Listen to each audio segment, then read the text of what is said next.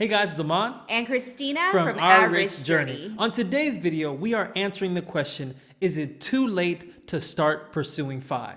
Because we get this question a lot. People send us Instagram messages, emails, they write comments all the time about they wish they would have discovered financial independence and the FIRE movement earlier. And so on today's video, we want to address this question. At what age should you stop pursuing FI? Is it too late? So if you're new to our channel is all about making money, saving money, and investing money on the road to financial independence. Aman and I reached financial independence after 8 years. We quit our federal government jobs, we retired, and we moved to Portugal. We actually rented a place in Lisbon for the first year, and just recently we bought a house here in Portugal. We posted a video on it, so if you want to see our house, we'll leave a link in the description below. So we feel so fortunate that we are living here in Portugal and that we achieved FIRE. And that's actually why we created our YouTube channel over 2 years ago. We wanted to share with everyone the concept of FIRE and how other people can pursue FIRE, how they can make money, save money, and invest money on the road to financial independence. So just to be clear, there is FIRE, which is financial independence and retiring early, and then there's just the FI component, which is financial independence. For this particular video, we're actually going to be focusing on financial independence and whether it's too late to pursue financial independence. And that's because with FIRE, with that retire early component, there's a traditional age with retirement. And if you pass that, then you technically can't say you've retired early. So that's something separate. But what we want to focus on is whether it's too late to pursue financial independence, because some people pursue it very young and some people pursue it at a much later stage in life. So I really like the topic of talking about whether you're too late to start something, because we are actually no strangers to that. I started law school in my 30s, and a lot of people would probably look at me and say that's late to start law school, especially because I had students sitting next to me that were in their early 20s. I was 10 plus years older than all of the other students next to me. But I think what really worked for me in pursuing it at a later stage is that I felt really motivated in my pursuit of getting a law degree. And I felt very intentional with every decision that I made while I was in law school. I mean, Christina is downplaying it. She was the oldest student in her classes, but by far she was the best student. She came to school with an attitude of, I'm gonna get it done because I got other things to do. And this is what pursuing financial independence is like for people later in life. You've lived life. You know what it takes to get things done. You're not going to be messing around. And that's why when people ask us, is it too late? We smile because we say that you are starting it at the right time, because all of the wisdom that you've gained up to this point is going to help you on your journey. So let's talk about pursuing FIRE at a later age. We joke all the time about if we would have known about this information sooner, we would be retired in our 20s. Now, if you've been keeping up with our story, you know that our daughters are already investing in the stock market. They are already side hustling, and there is no doubt that by the time they're in their 20s, they will have achieved financial independence on their own. So our girls are already very financially literate at such a young age. They actually started their own YouTube channel where they talk about money. They're that far advanced.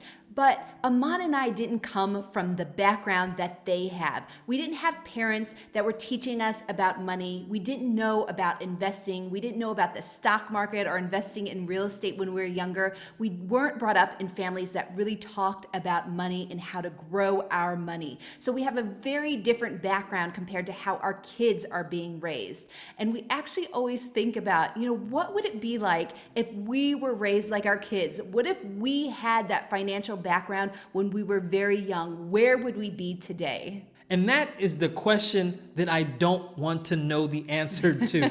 Because if we would have been financially literate, we probably would have never met. Sanoa and Malia would not be here. We would not be living here in Portugal right now.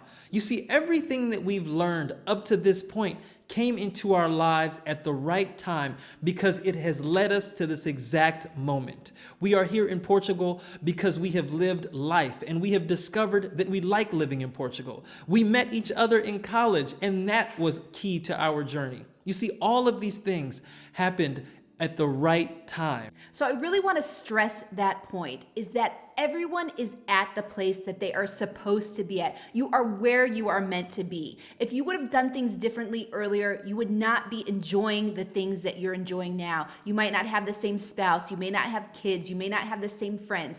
Everything would change. But I think people discover fire when they are ready to discover fire. Maybe when you're younger, you don't have that sense of really what you should be doing with your money. You're off doing something different, and that serves a purpose. Everything that you're doing serves a purpose up until the point where you discover fire. And now that you've discovered fire, you're watching these videos, you're saving money, you're making money, you're investing money. You are exactly where you should be. Now, on this channel, we always talk about having a positive mindset.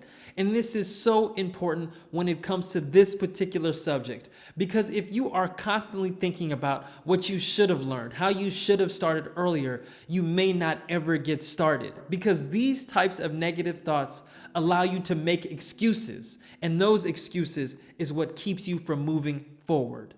So now let's talk about sacrifice, because this is the big thing that people have an issue with, is that they feel that if they're starting late, they have to sacrifice more to make up for that time. Now, on our journey, it wasn't about sacrifice. It was about making a shift to being more intentional with our money and with our time. You see, when you're more intentional, it doesn't feel like sacrifice. It feels like you are moving towards something, not giving something up. And we were government employees, so we did not make a lot of money. For us, an intentional life meant making decisions that prioritized investing over spending. We had to give up the consumer culture and stop keeping up with the Joneses. And by making these little adjustments in our lives, it opened up the gap in our income in order for us to invest that money. So as we were pursuing fire, our goal was always to live intentionally. We were trying to find all the ways to save money, but on top of that, we were also trying to be very creative on how to make money. So we have tons of videos on this channel about different side hustles that we did and different side hustles that you can try. We'll leave a link in the description below, but we also invested in real estate, and we had to get very creative with how we could invest in real estate because we lived in the San Francisco Bay Area, and it was very hard to get our foot in the door. So we ended up investing $20,000 on our initial property in the San Francisco Bay Area. We flipped properties after that, and we turned that $20,000 investment into $400,000 worth of profits. So we'll leave a link for the video that we did on that in the description below also.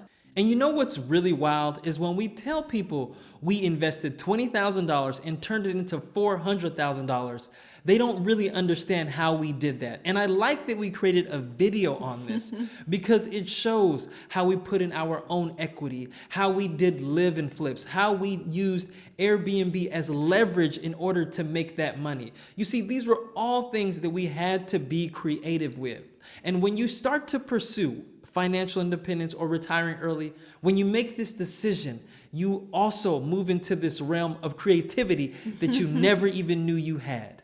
So if you're sitting at home and you're still wondering whether or not you should pursue financial independence, if doubts are running through your mind about being too old, about wishing you had discovered this information sooner, discard those doubts. Throw them out the window, because you have found financial independence when you were supposed to find it. And now that you have this information, what is stopping you from taking action? Are the excuses that you didn't find it sooner keeping you from taking action? Let those go, because by just starting this journey, you will be better off tomorrow than you are today. So we hope that you take action, that you feel motivated, that you feel inspired, and that you realize that it is never too late to pursue financial independence. So if you like this video, make sure you give us a thumbs up, subscribe to our channel, and join the journey.